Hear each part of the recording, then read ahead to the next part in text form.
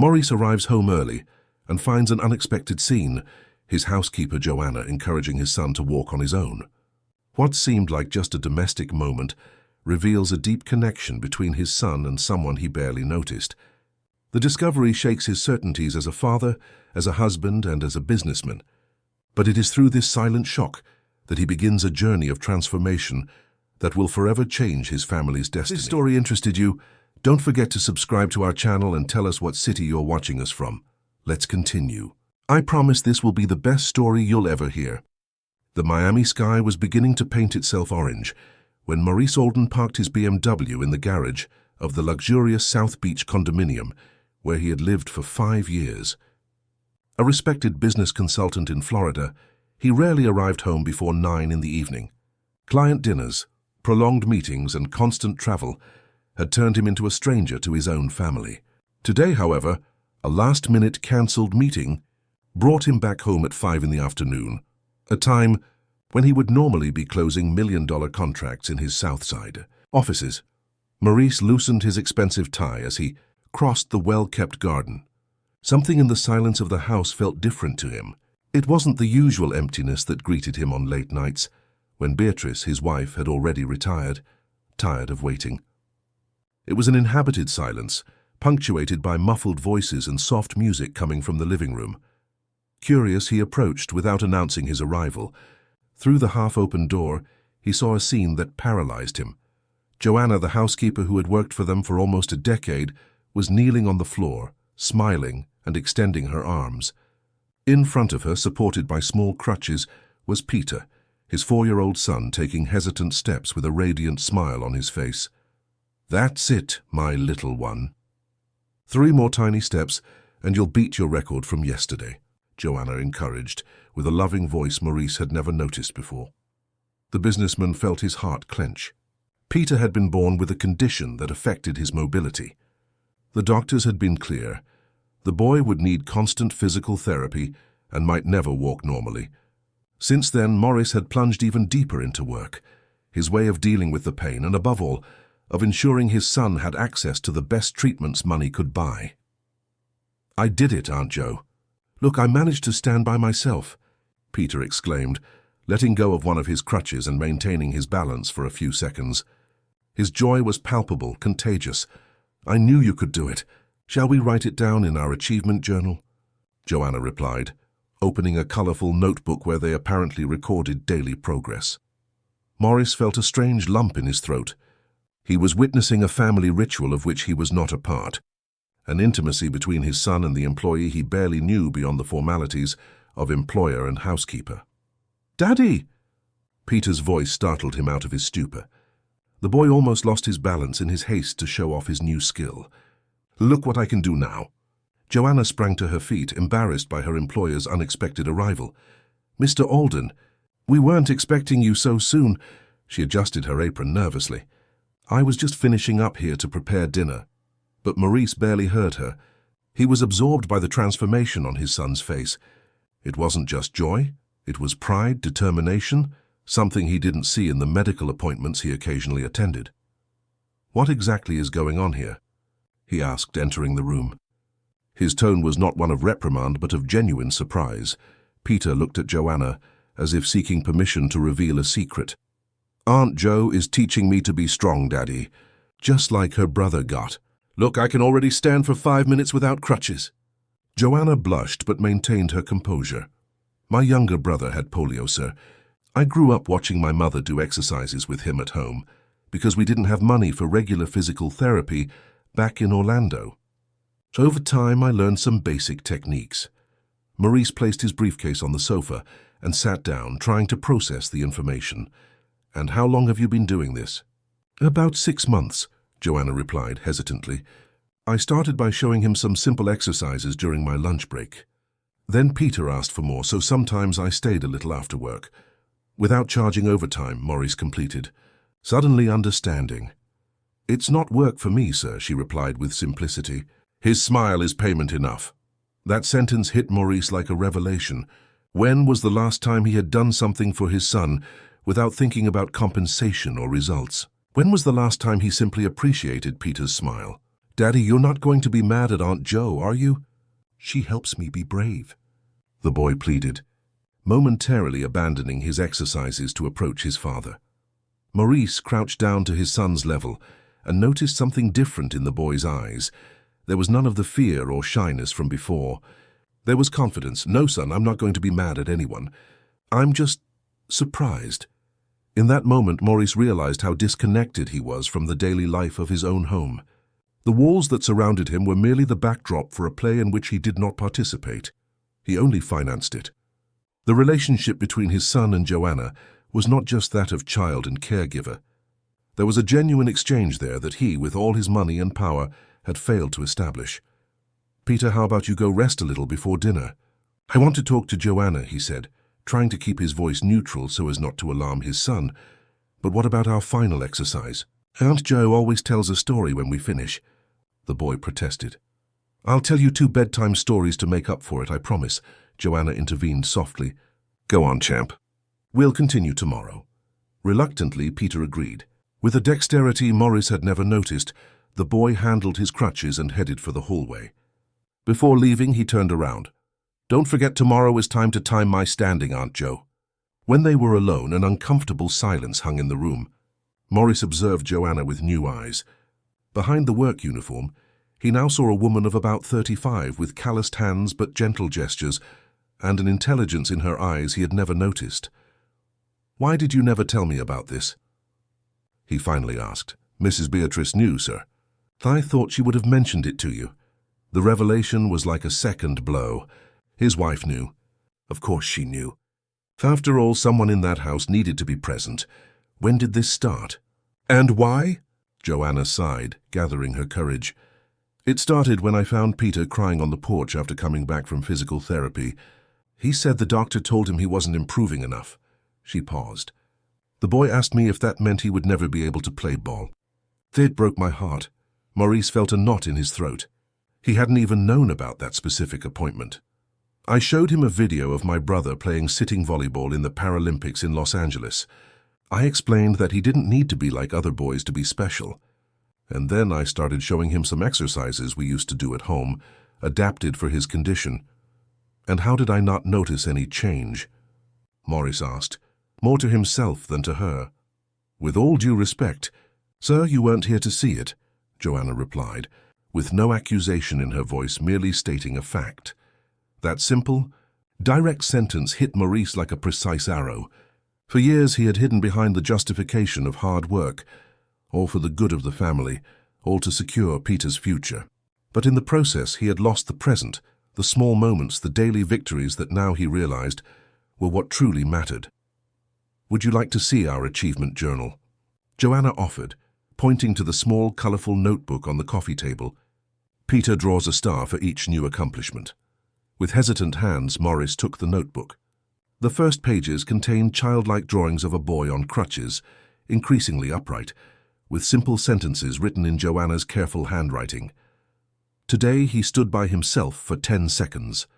I managed to pick up the toy without support, took 3 steps without crutches. With each page turned, he felt more like a stranger in his own son's life. I should have been here, he murmured, more to himself than to Joanna. You still can be, sir, she replied with simplicity. Peter talks about you all the time. He's proud of his businessman father. A dense silence hung in the room, broken only by the distant sound of Peter humming in his room. Maurice found himself torn between gratitude for that woman's dedication and an irrational jealousy for the connection she had built with his son. A connection that he, with all his possessions and privileges, had failed to establish. Do you have an exercise session tomorrow morning? He asked, trying to keep his voice steady. Yes, sir. At 7, before Peter goes to preschool. That's when he has the most energy. I want to be present. I want to learn. Joanna smiled, a genuine smile that lit up her tired eyes. It would be an honor, Mr. Alden, and it will mean the world to Peter. The conversation was interrupted by the sound of the automatic gate. Beatrice was arriving. Joanna quickly gathered the exercise materials and headed to the kitchen, leaving Maurice alone with his thoughts and the weight of discoveries that shook the foundations of his view of fatherhood. Beatrice entered the room, elegant in her party dress, and surprised to find her husband home at that hour. Her expensive perfume flooded the air, contrasting with the simple lemon scent Joanna had left. "Meeting cancelled?" she asked, placing her designer bag on the entrance console. "Yes," Maurice replied dryly. "I discovered something interesting today." Beatrice froze for an instant before heading to the bar to pour herself a glass of wine. "And what would that be?" "That our son has been doing home physical therapy for 6 months with Joanna. Physical therapy that is yielding more results than the extremely expensive sessions with Dr. Henry." Beatrice sipped her wine before replying, avoiding her husband's accusatory gaze. "I thought you knew. It's not like we were hiding it." "How would I know, Beatrice? I'm home after 9 when Peter is already asleep." "You never mentioned anything in our rare conversations." "Our conversations are usually limited to bills, social engagements, and Peter's medical reports," she replied, sitting on the sofa with a studied elegance that now seemed to Maurice a barrier of distance. "You never asked how he was feeling, only if his metrics had improved." The silent accusation hung between them. Maurice realized with painful clarity that their marriage had transformed into a business partnership. He provided the capital, she managed the house, and both lived parallel lives that rarely touched. "Why didn't you tell me about Joanna and the exercises?" Beatrice placed her glass on the table with a calculated gesture. "At first I thought it wouldn't amount to anything. Joanna came to ask my permission, explained about her brother, showed me some videos. It seemed harmless. And Peter was so enthusiastic." She paused, searching for the right words. "Later, when it started showing results, I thought about telling you, but you were in Georgia, closing that hotel contract. Then there was the trip to Los Angeles, and in the last 6 weeks I was in Miami. We had dinner together at least 10 times. And how many of those times did you not check your phone during the meal? How many times did you truly listen to what I had to say about Peter, beyond the medical reports?" The truth of those words hit Maurice hard. He couldn't deny it. He had turned his son's development into a progress spreadsheet, into goals to be achieved. When was the last time he simply played with him, that he lay on the floor to assemble a puzzle or read a story without looking at his watch? "He's progressing, Maurice," Beatrice continued, her voice softening. "Not just physically. He's more confident, happier. Joanna doesn't just strengthen his muscles, she strengthens his spirit. Something even I couldn't do. And why didn't we hire a full-time physical therapist, someone with proper training? Do you think I didn't consider that? I consulted Dr. Henry. He said that the exercises Joanna does are not harmful and complement the formal treatment. Besides," Beatrice hesitated, as if weighing whether she should continue. "Besides?" Peter refused. He said he only wanted Aunt Jo because she didn't look at him as if he were broken. That sentence was like a punch to the gut. It was exactly how Maurice looked at his son, as a project to be fixed, not as a child to be loved in his entirety, imperfections and all. "He's afraid of you, you know," Beatrice continued, now letting accumulated hurt show. "Not a physical fear, but a fear of disappointing you, of not being the son you deserve." "That's absurd," Maurice protested, standing up. "Everything I do, every extra hour, every trip is for him."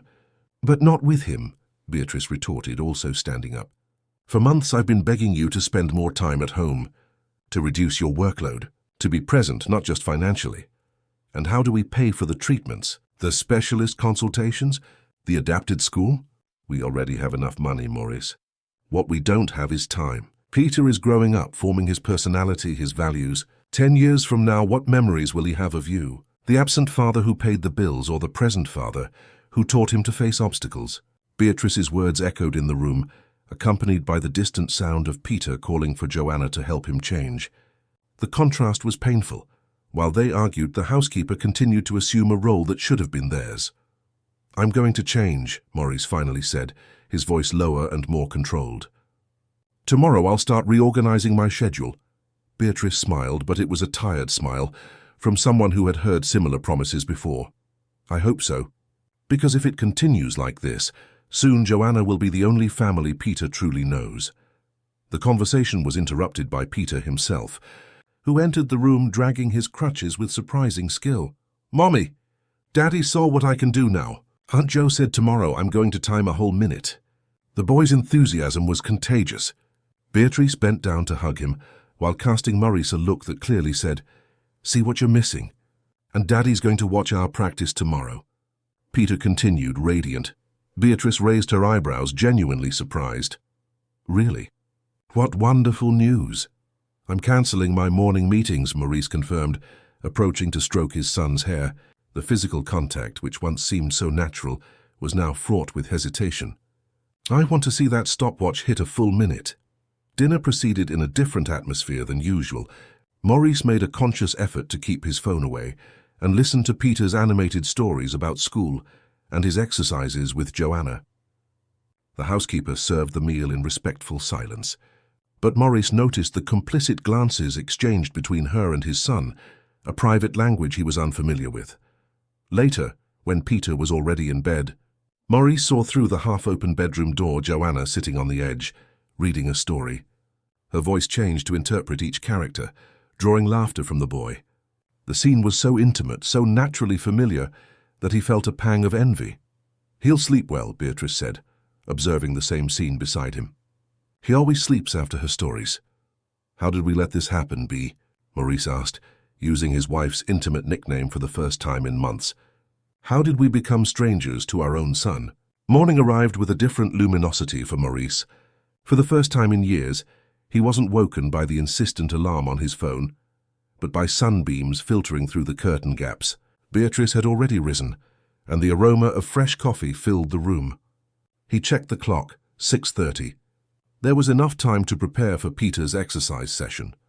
He dressed in casual clothes, a rarity for someone who lived in business attire, and headed to the kitchen. There he found a scene that seemed straight out of a butter commercial.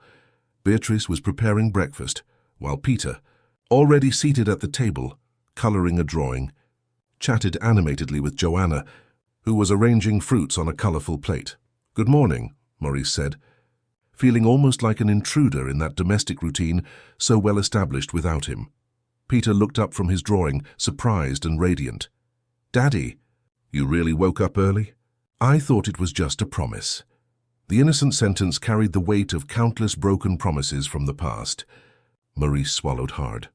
"A promise is a debt, champ. I'm eager to see your exercises." Joanna smiled discreetly, continuing her tasks, but Maurice noticed a silent approval in her gestures. Beatrice, for her part, maintained a cautious expression. She had seen that enthusiasm before, always followed by a gradual return to old habits. Breakfast unfolded in a relaxed atmosphere Maurice hadn't experienced in a long time. He discovered that his son had a preference for mango that he was unaware of. He learned that Peter hated the oatmeal the nutritionist had recommended, but that Joanna had managed to get him to accept it by mixing it with banana and cinnamon. Small details of daily life that had completely escaped his perception. At 7 o'clock sharp, Joanna announced the start of the session. To Maurice's surprise, they didn't go to an indoor space in the house, but to the backyard garden.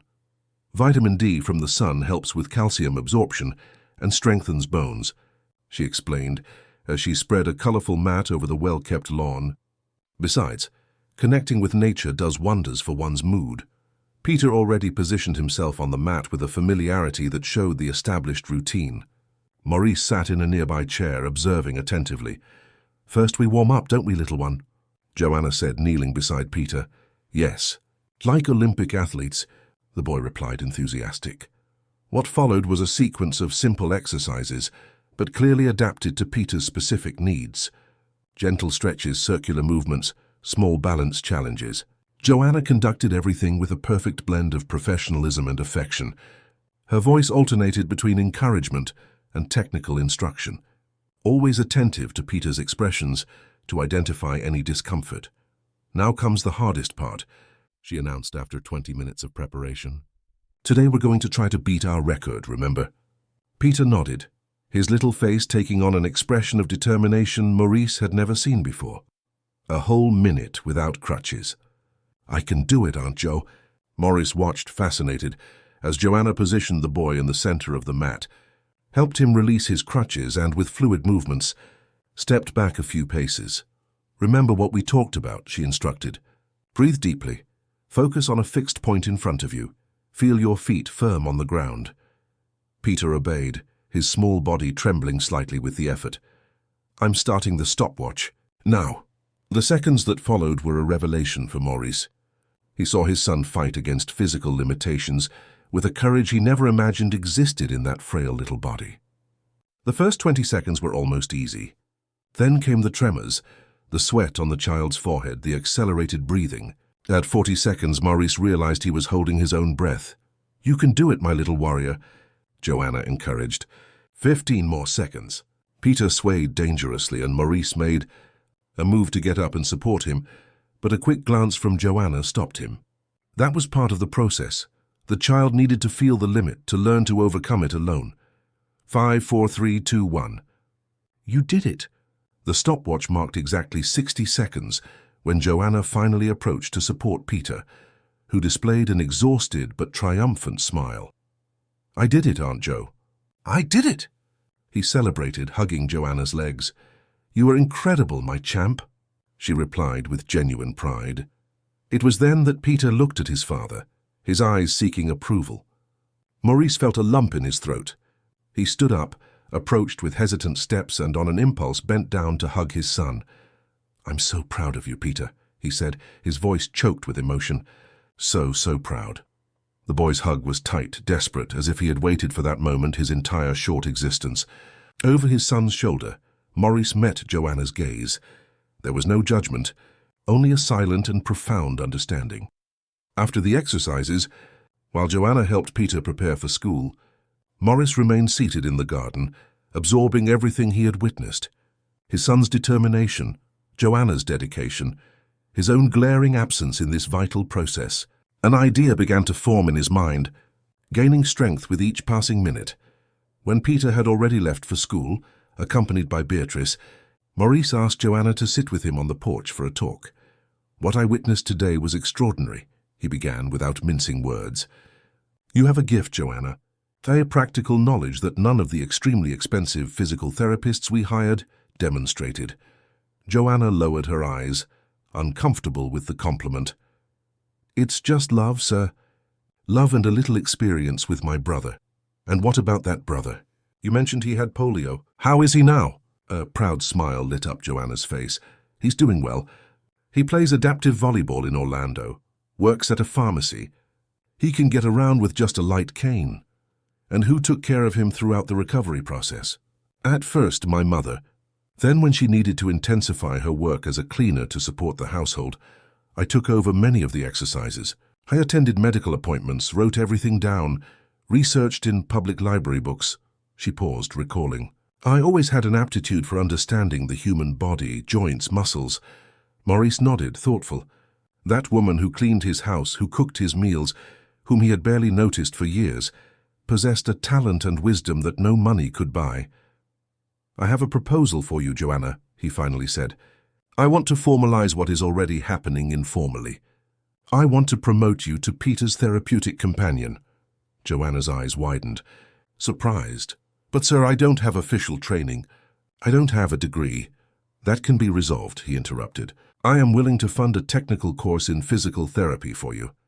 In the meantime, you would continue the exercises with Peter under the occasional supervision of Dr. Henry." The proposal hung in the air between them. Maurice could see Joanna's mind processing the implications, the possibilities. "Furthermore," he continued, "we would hire someone else for domestic tasks. You would dedicate yourself exclusively to Peter's development, with a salary appropriate to the new role, of course." Joanna's eyes filled with tears. For a moment, Maurice feared he had offended her dignity in some way. "Forgive me if I was insensitive," he hastened to say. "No, sir," she replied, discreetly wiping away a tear. "It's just that I always dreamed of studying in this field, but with family responsibilities I never could. My mother is getting old, and I still help with my brother's expenses." Maurice felt a pang of shame. How many times had he reduced Joanna to her domestic duties, without considering that she, like any human being, had dreams, aspirations, talents? "Your mother and your brother will also be covered," he assured her. "We will include both in the family health plan, and I can guarantee a small pension for your mother, in gratitude for having raised someone as special as you." The shock on Joanna's face was evident. Maurice realized he might be acting impulsively, but something inside him, warmed by what he had witnessed in the garden, told him he was on the right path. "Why would you do all this, Mr. Alden?" The question was fair. Maurice reflected for a moment before answering. "Because you gave my son something that I, with all my money and influence, couldn't. Hope. And more than that, you showed me myself how wrong I had been all these years." Joanna remained silent, processing the magnitude of the offer and its implications.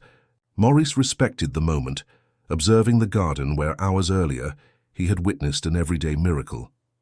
"I accept," she finally said, "but with one condition." "What would that be?" "You need to be present for the exercises at least 3 times a week. Peter needs his father as much as he needs muscle strengthening." Maurice smiled, extending his hand to seal the deal. Deal. That same afternoon, Maurice cancelled 2 important meetings and went to Peter's preschool to pick him up, something he had never done before. The surprise and joy on his son's face when he saw him at the gate were worth every postponed contract. On the way home, he stopped at a bookstore and bought 5 volumes on child physical therapy, 3 for Joanna, 2 for himself. When he informed Beatrice about the decision to promote Joanna, he expected resistance. Surprisingly, his wife not only agreed but revealed that she had already thought of something similar, but feared his reaction. The following weeks witnessed a gradual transformation in the Alden household. The home office Maurice maintained, once an untouchable sanctuary of work, was partially converted into a small exercise room for Peter. Colorful mats, therapeutic balls, small adapted weights, and a full-length mirror now shared space with the imposing mahogany desk and framed diplomas. Joanna, now officially enrolled in a nighttime technical course in physical therapy, dedicated mornings and part of the afternoons exclusively to Peter's exercises and motor development. Mary, an elderly woman recommended by Joanna herself, had taken over the domestic tasks. The new organization of the house, though initially strange, soon proved to be more functional and, above all, more humane. True to his promise, Maurice reorganized his schedule to be present for at least 3 weekly sessions, initially with some reluctance and discomfort. He soon found himself genuinely interested in the small details of the process. The correct foot position, spinal alignment, the breathing exercises Joanna had developed specifically for Peter. "The secret isn't just in the muscles," Joanna explained on a sunny morning, as Maurice carefully watched his son trying to balance on a small unstable cushion. "It's the connection between body and mind. Peter is learning to trust his own sensations, to understand his limits and gradually overcome them." "I learned that from Grandpa," Peter interjected, concentrating on the exercise, but always attentive to the conversations. "He used to say that the head controls the body." Maurice raised his eyebrows, confused. Beatrice's father had passed away years before Peter's birth, and his own father rarely visited Miami. "Which Grandpa, son?" "Grandpa Sebastian, Aunt Joe's dad," the boy replied naturally. "He told me stories over the phone. He was a truck driver and had a problem with his leg, but he kept driving." Joanna blushed slightly, noticing Maurice's questioning gaze. "Peter got curious about my family. One day he caught me talking to my father on the phone and wanted to chat with him. I hope you don't mind, Mr. Alden." There was genuine apprehension in Joanna's eyes, as if she feared having crossed some invisible boundary. Maurice reflected for a moment. A few weeks ago, he might have been bothered by this closeness. The line between professional and personal relationships had always been clear in his life. But now, observing the naturalness with which Peter mentioned Grandpa Sebastian, he realized how artificial and often detrimental such barriers could be. "I don't mind," he finally said, surprising himself with the sincerity of the answer. "I'm happy that Peter has good people in his life, regardless of blood ties." Joanna smiled, visibly relieved, and returned to focusing on Peter's exercise. "Now try to reach the ball without losing your balance, champ." Maurice observed in silence, realizing with increasing clarity how much his view of family and relationships had been limited by social expectations and subtle prejudices he hadn't even recognized before. The bond between Peter and Joanna, and now apparently with her entire family, had developed organically, born from the genuine human need for connection and the daily care that he, in his quest to provide, had neglected. That evening, he shared these reflections with Beatrice as they dined on the porch, after Peter had fallen asleep. "I think I always had a very rigid view of how things should be," he admitted, swirling the wine glass between his fingers. "Our family, our employees, our roles, everything in organized compartments." Beatrice smiled, an expression of relief on her face that Maurice hadn't noticed until then. "That's why I fell in love with you, you know? That ability to reconsider positions. But I confess I doubted I'd ever see it again. I lost my way, didn't I?" She nodded, covering his hand with hers, a gesture of intimacy that had become rare between them. "We lost our way together. I let you distance yourself, let you take refuge in work. Perhaps because it was easier to blame you for the distance than to face my own fears." Regarding Peter, Beatrice's confession caught Maurice by surprise. He had always seen her as the perfect mother, present, attentive, patient. The idea that she too struggled with her own insecurities had never occurred to him. "What fears?" Beatrice sighed, looking up at the starry Miami sky. Fear of not knowing how to help him in the right way. Fear that he would suffer prejudice. Fear that he would never have the independence we dreamed for him. She paused, choosing her words. "And, I confess, fear that our marriage wouldn't withstand the weight of the situation." And now, Beatrice smiled, squeezing Maurice's hand. "Now I have hope. I see how happy Peter is, stronger. I see you present, involved. And I see us truly talking, perhaps for the first time in years." That night, for the first time in a long time, Maurice and Beatrice slept embraced, as in the first years of their marriage. Peter's progress in the following weeks was remarkable. The minute standing without crutches soon turned into 2, then 3. On a particularly emotional afternoon, he managed to take 5 steps completely alone, drawing tears from everyone present, including Mary, the new housekeeper, who watched discreetly from the doorway. As the family celebrated each small victory, Joanna's night course proved to be a constant source of new techniques and approaches. She arrived animated after each class, sharing new knowledge with Maurice and Beatrice, adapting it to Peter's specific reality. "The professor was impressed when I told him about the reward system we developed," she reported after a particularly productive class. "He said many trained professionals don't have that sensitivity to motivate children." Joanna's growing self-confidence was a transformation as remarkable as Peter's physical progress. The shy and reserved woman of the early days gave way to a professional in training, confident in her practical knowledge and eager to complement it with theory. It was on a sunny Wednesday, during a garden lunch to celebrate 2 months of official treatment, that the first unpleasant incident occurred. Patricia Vance, a longtime friend of Beatrice and an assiduous frequenter of the same social circles, showed up unannounced for a visit. Elegant in her Italian linen suit, Patricia seemed momentarily disconcerted to find Maurice, Beatrice, and Peter sitting at the garden table next to Joanna, or laughing at some joke, sharing a meal as equals. "Am I interrupting something?" she asked with a forced smile, as Beatrice stood up to greet her. "Just our lunch, Pat. We're celebrating Peter's progress." "How wonderful," she replied, approaching to kiss her friend. Her gaze, however, lingered on Joanna, who now wore simple but appropriate clothes for physical exercises instead of the traditional housekeeper's uniform. "And you must be the new physical therapist?" There was a moment of hesitation. Maurice noticed Joanna's discomfort and intervened. "This is Joanna, Peter's therapeutic companion. She's training to be a physical therapist and has been doing an exceptional job." Patricia narrowed her eyes almost imperceptibly. "Joanna?" "The same one who used to work as a housekeeper here." The condescending tone did not go unnoticed. Beatrice also noticed it, and her expression hardened. "Joanna is a fundamental part of our team now, Pat. In fact, it was thanks to her that Peter, Aunt Jo, taught me to walk without crutches." Peter interrupted, oblivious to the adult tensions. "Want to see?" Before anyone could respond, the boy was already struggling to get up from his chair by himself. Joanna immediately positioned herself nearby. Not to help him. He insisted on doing it on his own now, but to ensure his safety. "Careful. A little one," she murmured. Peter managed to stand and, with hesitant but determined steps, walked 4 paces towards Patricia. "See? No crutches." It was impossible not to be moved by the pride etched on the child's face.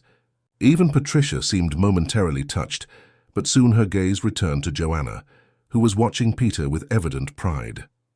Impressive, Patricia commented, turning to Beatrice. But don't you think it's a little imprudent? I mean, no offense intended, but letting a housekeeper without full training take care of the physical therapy of a child with special needs. The silence that followed was dense, loaded with indignation. Maurice felt his blood boil, but before he could respond, Peter, who had returned to Joanna's side, intervened with the cutting innocence of children. Aunt Jo isn't a housekeeper, she's my special teacher, and the doctor said I'm better than ever. Joanna gently placed her hand on Peter's shoulder, her face flushed with embarrassment, but also with a dignity Maurice had never noticed before. I think it's time for your rest. Champ, she said in a controlled voice. Remember we agreed on a break after the morning exercises? Peter made a move to protest, but something in Joanna's gaze convinced him. With a resigned sigh, he allowed himself to be led inside the house. When only the adults remained, Beatrice turned to her friend with a cold smile that Maurice knew well. It was the prelude to a controlled fury. Patricia, Beatrice began, with a calm that contrasted with the fire in her eyes, I think you didn't understand the situation. Joanna isn't just a housekeeper doing physical therapy. She is a professional in training with an extraordinary natural talent, who achieved progress with Peter that renowned specialists couldn't achieve in years. Patricia opened her mouth to reply, but Maurice raised his hand, interrupting her. Furthermore, he continued, Joanna's exercises have all been validated by Dr. Henry Porter, head of physiatry at Hope Hospital. He himself recognized that her approach, combining conventional techniques with the emotional motivation she established with Peter, has been fundamental. Patricia looked from one to the other, clearly surprised by the couple's united reaction. In the social circles they frequented, comments like hers were common and rarely challenged. I was just worried about you, she tried to justify herself, adjusting her designer bag on her arm. After all, there are so many qualified professionals in Miami. Someone from our circle. Our circle, Beatrice repeated, her voice finally revealing her contained anger. And what would that circle be exactly? That of people who judge others by their origin, their previous profession, their social class. Don't be dramatic, Bea, Patricia retorted, her expression hardening. I'm just being realistic. There are certain social conventions, and you've always been so meticulous with everything related to Peter. We were meticulous about the wrong things, Maurice interjected. We spent fortunes on specialists who treated our son as a clinical case, not as a child. Joanna saw beyond the disability. She saw the potential, the courage, the determination, and that's what made all the difference. A tense silence hung in the air. Patricia looked around, clearly uncomfortable with the situation she had put herself in. Well, if you're satisfied with this arrangement, who am I to comment? She finally said with an artificial smile. Now I must go. I have that charity lunch at the International Club, remember, Bea? You confirmed your attendance. Beatrice exchanged a quick glance with Maurice before replying, I won't be going. Peter has an assessment with the orthopedist this afternoon, and I insist on being present. The surprise on Patricia's face was evident. Beatrice never missed important social events. It was part of the tacit agreement of their marriage. Maurice worked. She maintained appearances and social connections. But it's the main event of the semester. Everyone will be there, she protested. Precisely for that reason, I know the cause will be well represented, Beatrice replied, with a polite but distant smile. My priorities have changed, Pat, and I suggest you rethink yours, especially regarding hasty judgments about people you barely know. When Patricia finally left, visibly annoyed, Maurice and Beatrice remained silent for a few moments. It was he who spoke first. She's always been the elitist, prejudiced, Beatrice completed. Yes, but I confess it never bothered me before, perhaps because I myself shared some of those values without realizing it. We both shared them, Maurice admitted. Money put us in a bubble, Bea, a comfortable bubble, but isolated from the reality of most people. Inside the house, they could hear Joanna's voice telling a story to Peter, interspersed with the boys' laughter. The simplicity of that scene contrasted dramatically with the artificially sophisticated world that had just knocked on their door in the figure of Patricia. I think we should talk to Joanna, Beatrice suggested. Ensure she knows how much we value her work, and that we don't share Patricia's view, Maurice added. They found Joanna in Peter's room, helping him with a puzzle specially designed to strengthen fine motor coordination. Her expression was serene, but Maurice noticed a reserve in her gaze that wasn't present during lunch. "Peter, how about you try to solve the next stage by yourself while I quickly talk to your parents?" she suggested upon noticing them. The boy agreed, absorbed in the activity. In the hallway, away from Peter's curious ears, Maurice went straight to the point. "Joanna, we want you to know that we absolutely do not share Patricia's view. We are not only satisfied, but deeply grateful for what you have done for Peter." Joanna nodded, but her gaze remained distant. "Thank you, sir. But I understand that situations like this are inevitable. People like me rarely move among people like you, except by serving tables or cleaning houses." Joanna's frankness caught them both by surprise. It was the first time she had so clearly verbalized the social distance between them. "Things are changing," Beatrice argued. "You yourself are proof of that. Soon you'll be a trained professional with a brilliant future ahead." "Thanks to the opportunity you gave me, and I'm grateful for it," Joanna acknowledged. "But Mrs. Patricia isn't alone in her view. In the course itself, I'm the only student who came from domestic service." I feel the stares, the veiled comments. There was a dignity in the way Joanna exposed that reality, without self-pity, just a lucid observation of how the world worked. "That will change," Maurice affirmed with a conviction that surprised even himself. "If not in society as a whole, at least in our immediate circle.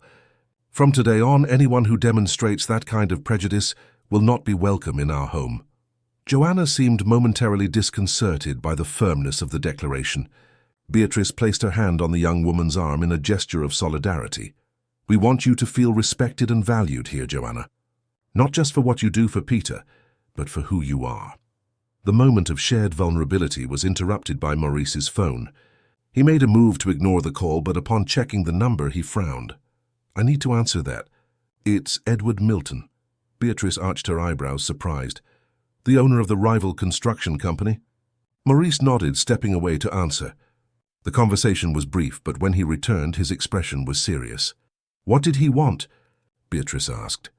"Information about Joanna, believe it or not." Joanna, who was preparing to return to Peter's room, froze. "About me? Why?" "Apparently his grandson has a similar condition to Peter's. He found out through someone, I bet Patricia, about the extraordinary progress our son has made and wants. Well, he practically wants to hire you." The shock was visible on Joanna's face. "Hire me? But I'm not even qualified yet." "That didn't stop him from offering double what you earn here, plus a car and an extensive health plan for your family," Maurice reported, with a calm that didn't reflect the tension he felt. Beatrice paled. "He can't do that."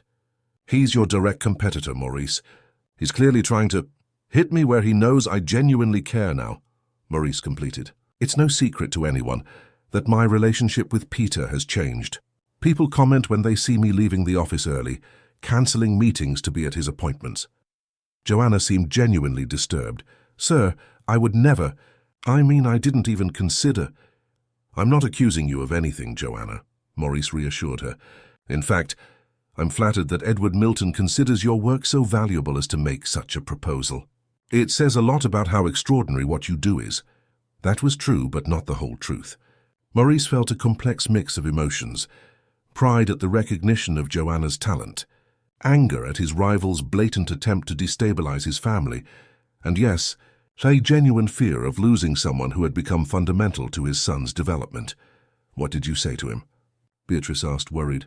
"I said I wouldn't provide your contact, Joanna, and that any proposal should be made formally, through the proper channels." "He threatened to find out on his own," Beatrice guessed, knowing Edward's ruthless reputation well. "Exactly." The three were silent for a moment, processing the implications. It was Joanna who spoke first. "I wouldn't go, of course. Not after everything you've done for me. Not after practically making me part of the family." There was sincerity in her words, but Maurice was perceptive enough to notice the hesitation. He didn't blame her. Double the salary, extensive family benefits. It was a proposal that would make anyone in her situation at least consider it. "Joanna," he said softly, "we don't need an answer now." In fact, if Edward really does make a formal offer, I think you should seriously consider it." "Maurice," Beatrice protested. "It's fair, Bea," he retorted. "Joanna is a talented professional. She deserves to evaluate all opportunities that arise." The look he exchanged with his wife communicated what he couldn't say aloud in front of Joanna. "We need a plan." Later that day, after Peter's appointment with the orthopedist, who once again expressed admiration for the boy's progress, Maurice and Beatrice discussed the situation as they drove home. "Do you really think she would consider the offer?" Beatrice asked, worried. "I think any rational person would consider it," Maurice replied. "Edward Milton is known for being generous with those he values, despite his questionable methods. And Joanna has family responsibilities, her elderly mother, her brother, who still needs special care." "Peter would be devastated," Beatrice murmured. "He adores Joanna. He trusts her. I know. And us? How would we find someone with the same dedication, the same natural talent?" Maurice kept his gaze fixed on the road. "Maybe we won't need to find anyone." "What do you mean?" "I've been thinking," he continued, slowing down as they approached a traffic light. "What if we offered Joanna something that Edward Milton, with all his money, cannot offer?" "What?" "A future. Not just a well-paying job, but a career. A partnership." Edward Milton's proposal soon arrived formally. A week after the initial phone call, Joanna received a sealed envelope containing a letter on Milton Construction's letterhead, detailing an offer that, in practice, would transform her life overnight. A salary equivalent to double what she currently received, an extensive family health plan, a company car, full funding for her academic education, and most surprisingly, the possibility of a paid internship at the Children's Rehabilitation Institute, one of Florida's most respected institutions. Joanna held the paper with trembling hands that night, sitting on the bed of the small apartment she shared with her mother in the Little Havana neighborhood. North Miami, Mrs. Severina, at 68, watched her daughter with a mix of pride and concern. "It's quite a proposal," the elderly woman commented, adjusting her glasses to better examine the document Joanna had handed her. "But why is this rich man so interested in you, girl?" Joanna sighed, rubbing her temples. How to explain to her mother the complex power relations and competition in the world of the wealthy? Something she herself was only just beginning to understand. "It's complicated, Mom. Mr. Edward is Mr. Maurice's competitor. I think part of it is to provoke him. And the other part, his grandson has cerebral palsy. From what I understand, he hasn't been responding well to conventional treatments." Mrs. Severina nodded, thoughtful. After decades working as a laundress for affluent families, she knew well the power games of employers. "And what are you going to do?" The question hung in the air of the small room, laden with implications. Joanna stood up and walked to the window, observing the Miami night with its distant lights. On one side of the city, the luxurious skyscrapers of the waterfront. On the other, the sometimes precarious simplicity of the working-class neighborhoods. Worlds separated by a few miles and a social chasm. "I don't know, Mum. I have immense gratitude for Mr. Maurice and Mrs. Beatrice. They gave me an opportunity no one else would. And Peter," her voice choked. "Peter is like family." "But he isn't," Mrs. Severina observed with the direct frankness of the elderly. "However much they like you, however much the boy adores you, you are an employee. And employees come and go. It's not that simple. It never is with rich people," the elderly woman sighed. "But think about your life, daughter. About your future. About what you could do for your brother with all that money." The mention of her brother hit Joanna like a precise arrow. Joshua, 2 years younger than her, still struggled with the after-effects of polio. He worked as an assistant in a pharmacy in Orlando, but his salary barely covered his basic needs, much less the continuous treatments that would improve his quality of life. As if reading her thoughts, Mrs. Severina added, "We could even bring him to live with us in Miami. With you earning all that money, maybe we could get a bigger apartment, closer to that specialized hospital the doctor recommended." The vision was tempting. For the first time since she started working at 14, Joanna glimpsed the possibility of not just surviving, but providing real comfort to her family. "I'll talk to Mr. Maurice tomorrow," she finally decided. The next day, Joanna arrived at the mansion at the usual time, her heart heavy with the conversation she needed to have. To her surprise, she found not only Maurice waiting for her in the living room, but also Beatrice, both with serious but welcoming expressions. "Good morning." "Joanna," Maurice greeted, gesturing to the sofa. "I imagine you've received Edward's proposal." Joanna nodded, embarrassed. "I received it last night, sir. I was just about to talk to you about it." "And what are you thinking?" Beatrice asked without beating around the bush. Joanna took a deep breath, gathering her courage. "It's a very generous offer," she began, choosing her words carefully. "It would completely change my life and my family's, but I don't feel comfortable abandoning Peter in the middle of his treatment." "What if it weren't for Peter?" Maurice questioned, observing her intently. "If it were just a professional decision?" The question caught Joanna by surprise. It was exactly the kind of reflection she had made during her sleepless night. "I think I would accept," she admitted, lowering her eyes. "Not for the money itself, but for what it would allow me to do for my family. My brother needs better treatments. My mother is getting older." "We understand perfectly," Maurice interrupted, exchanging a quick glance with Beatrice. "And that's why we would like to make a counter-proposal." Joanna looked up, curious. "We've been thinking a lot since Edward's call," Maurice continued. "About you, about Peter, about the extraordinary work you've been doing. And we've come to a conclusion. What you do shouldn't only benefit our son." "I don't understand." "Sir?" Beatrice leaned forward, taking the floor. "Joanna, how many children like Peter are there in Miami? Children whose families can't afford specialized treatments, or who, even if they can, don't find professionals with your humanized approach." "Many, I imagine," Joanna replied, still confused about the direction of the conversation. "Exactly," Maurice agreed. "And that's where our proposal comes in. We want to create a children's therapy center, a space where your methodology can be applied and expanded, benefiting dozens of children."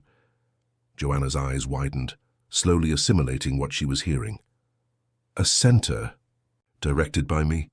"Yes," Beatrice confirmed. "After the completion of your training, of course. Until then, you would continue with Peter and participate in the planning of the center. We will hire specialists to work under your guidance, developing and refining your method. As for the salary," Maurice added, "we will match Edward's offer. The family health plan is already underway, and we will also provide a vehicle to facilitate your commutes between the course, our home, and your residence." The magnitude of the proposal left Joanna speechless. It wasn't just a better job. It was the realization of a dream she hadn't even dared to dream. "Why would you do this for me?" she asked finally, her voice choked with emotion. Maurice and Beatrice exchanged glances before he replied, "Because you taught us something valuable, Joanna. Something that, with all our education and resources, we hadn't understood, that true healing comes from genuine care, from the gaze that sees potential where others see only limitations. Besides," Beatrice added with a warm smile, "it would be a smart investment. Your method works. We see it every day with Peter.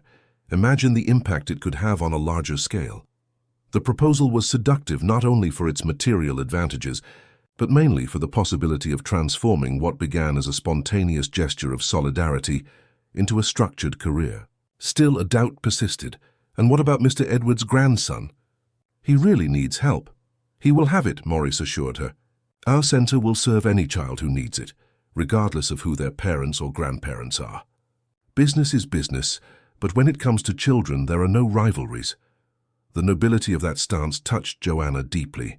This was not the same Maurice she had known years before, the obsessive and distant businessman. He was a man transformed by the experience of almost losing what truly mattered. "I need some time to think," Joanna requested. "To talk to my mother, to my brother?" "Of course," Beatrice agreed. "But we'd like to ask you a favor.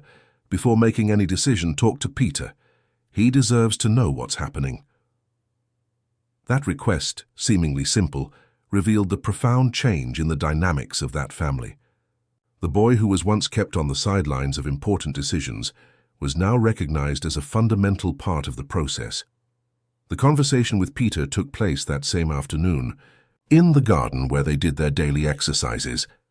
Joanna explained the situation as simply as possible, omitting details about the business rivalry, but being honest about the possibility of not continuing as his caregiver.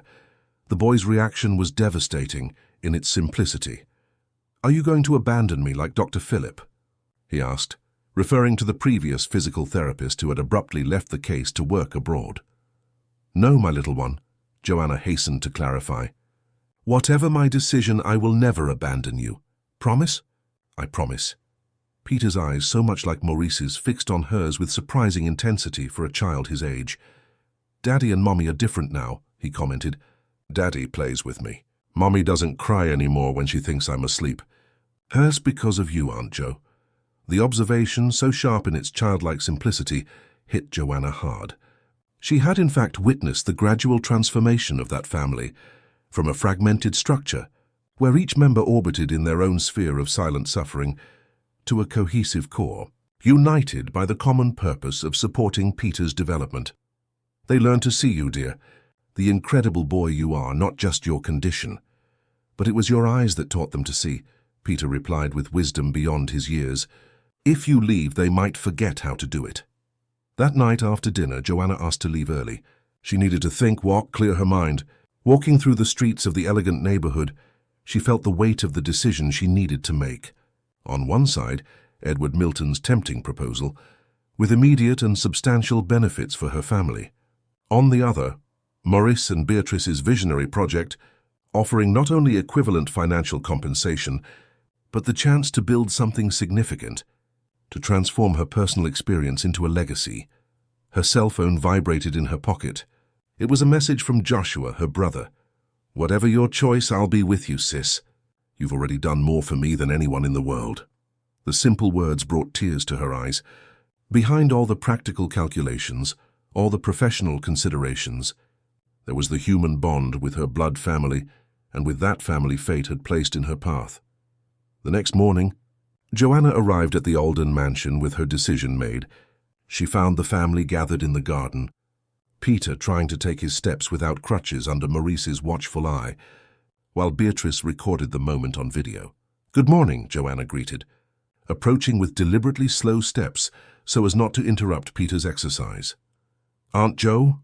the boy exclaimed, momentarily losing his balance from excitement but quickly recovering. "Look, I managed to walk from that tree all the way here." "Thurstobun, I see, my champ," she replied, genuinely impressed. The distance covered, about 5 meters, was the longest stretch the boy had ever managed without support. "That deserves a gold star in our achievement journal." Peter's smile was radiant, but soon gave way to a more serious expression, almost adult in its concern. "Have you decided if you're going to stay with us, Aunt Jo?" The direct question surprised everyone. Joanna felt the anxious glances of Maurice and Beatrice, both trying to disguise the tension behind encouraging smiles. "Yes, Peter, I've made my decision." They all sat on the garden bench, Peter between his parents while Joanna remained standing, taking a deep breath before continuing. "I spent the night reflecting on both proposals," she began. "Both generous, both offering opportunities I never imagined possible for someone from my background." She paused, looking at each of them, the family that chance had placed in her path and that, in unexpected ways, had transformed her life as much as she had transformed theirs. "I called my brother last night," she continued. "I told him about the proposals, asked for his opinion. Do you know what he told me?" The three shook their heads, expectant. He said, "Sis, choose where your heart found purpose, not just livelihood." Joanna smiled at the memory. And then I realized the decision had already been made from the start. Peter could barely contain himself, leaning forward on the bench. "And what's the decision, Aunt Jo?" he asked, his voice trembling with anxiety. "I'm staying," Joanna simply replied. "I accept your proposal, not just for the salary or benefits, but for the vision of the therapy center, for the chance to help other children like you, Peter, like my brother." The explosion of joy was immediate. Peter jumped from the bench, momentarily forgetting his condition, and only didn't fall because Joanna caught him in a tight embrace. Beatrice couldn't hold back her tears, and even Maurice, always restrained, let his emotion show in his misty eyes. "But I have one condition," Joanna added, still holding Peter. "What is it?" Maurice asked, ready to negotiate. "That Mr. Edward's grandson be one of the first children treated at the center, at no cost, as a gesture of goodwill." The request caught the couple by surprise.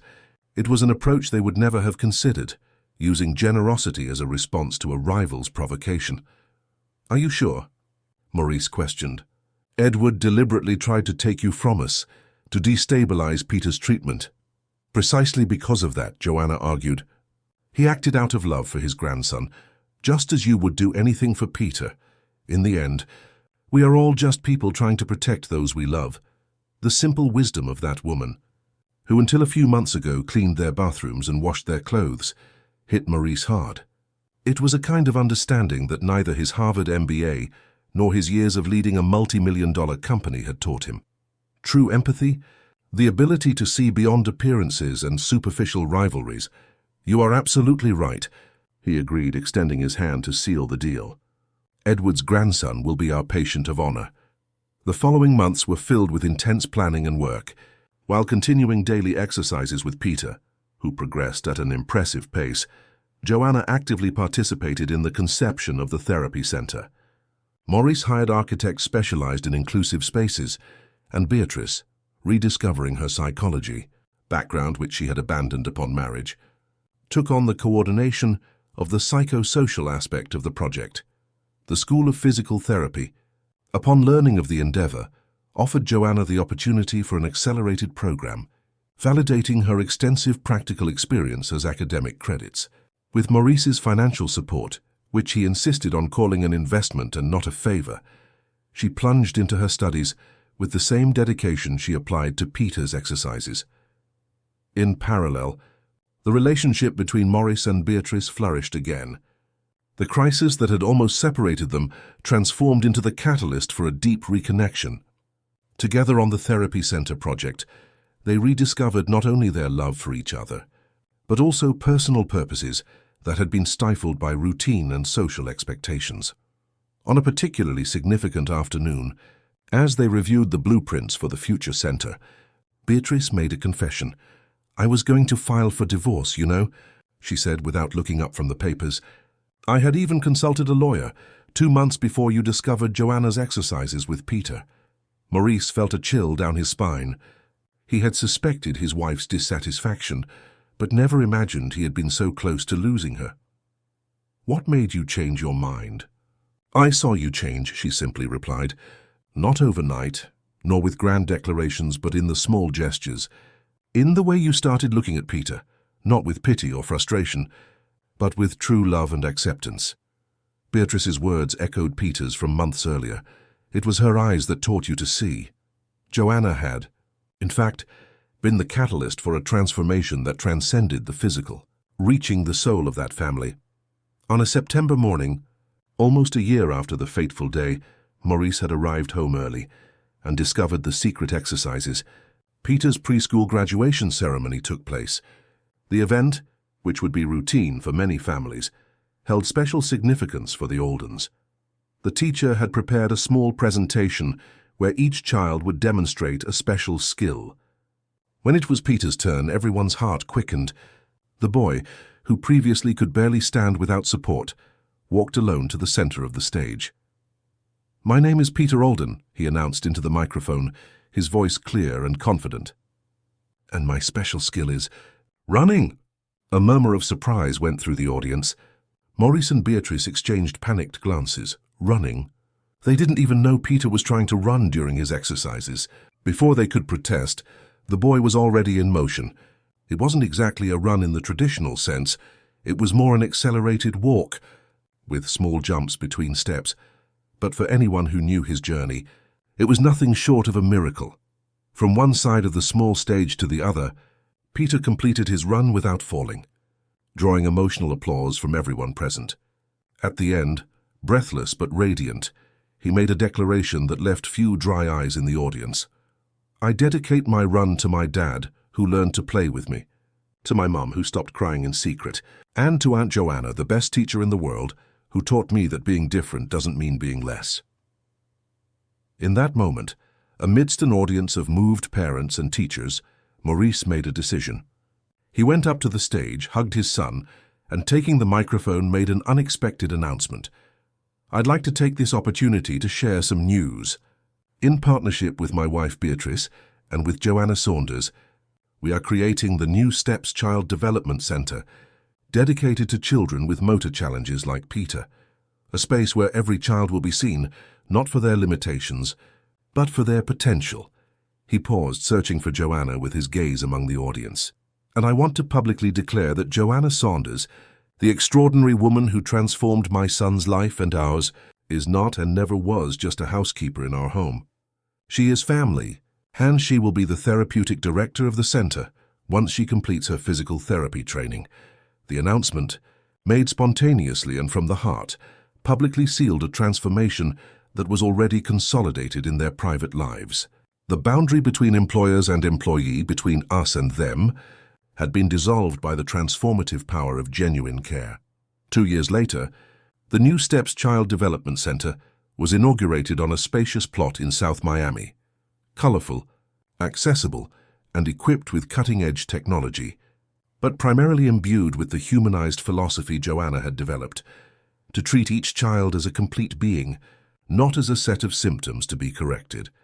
In its multidisciplinary team, besides physical therapists, occupational therapists, and speech-language pathologists, there were also artists, musicians, and storytellers, because, as Joanna had always insisted, the healing of the body begins with the joy of the soul. At the inauguration ceremony, among authorities, journalists, and families eager to see the new space, was Edward Milton. His grandson, as promised, was the first child officially enrolled in the therapeutic program. The visibly moved businessman sought out Maurice after the official speeches. "You won this one, Alden," he admitted, extending his hand. "And not just in business." "It's not about winning or losing, Edward," Maurice replied, accepting the handshake. "If I've learned anything on this journey, it's that true victories are those where everyone wins." That same afternoon, after the excitement of the inauguration, Maurice, Beatrice, Peter, now 7 years old and walking with just a light cane, and Joanna returned to the mansion's garden where everything had begun. Sitting on the same grass where the first exercises had taken place, they recalled the journey they had traveled. "You know what struck me most that first day, Dad?" Peter asked, articulating thoughts with the eloquence he had developed over the years. "It was the way you looked at me. Not with pity like the doctors, nor with impatience like before. You looked at me as if I were special. In a good way." "You are special, son," Maurice replied, hugging him. "I just took too long to understand that your condition was only a part of you, not your definition." "It was Aunt Jo's eyes that taught you to see," Peter observed, repeating the phrase that had become almost a family mantra. Joanna, now a qualified physical therapist and director of a therapy center, smiled with humility. "I just saw what was already there, waiting to be discovered." In that moment, with the Miami sunset painting the sky orange, Maurice understood how much he had received when he thought he was offering an opportunity. Joanna had entered his house as an employee and had become a mentor, a catalyst for change, a savior of his family. "Proposal for a new family ritual," Peter suggested, always creative. "Every night before bed, everyone says one thing they're grateful for." "Great idea," Beatrice agreed. "Who starts?" "Me," Maurice offered. "I'm grateful for having come home early that day, for having had the chance to truly see my son and our life from a new perspective. I'm grateful that we found the courage to change," Beatrice added, "to shed social masks and external expectations, and discover what truly matters." "I'm grateful for my stronger legs and my stronger heart too," Peter declared, with the simple wisdom of children. Everyone looked at Joanna, awaiting her contribution to the new ritual. "I'm grateful for life's unexpected paths," she said, emotional. "I came to this house seeking only to support my family, and I found purpose, calling, and yes, a second family." The silence that followed was one of those rare and precious moments when words become unnecessary, when souls communicate on a level beyond language. Maurice watched his son running, yes, truly running now, through the garden, chasing a firefly in the early Miami night. He watched his wife, renewed by her rediscovered purpose. He watched Joanna, whose talent, hidden for years, now found full expression, benefiting dozens of families. And he understood with crystal clarity that angels don't always have wings, sometimes they wear aprons, and that an early arrival home can become the most beautiful lesson about presence, family, and the transformative power of truly seeing the best in people. Beyond appearances, beyond labels, beyond the limitations imposed by a society that still has so much to learn about true human value. End of story.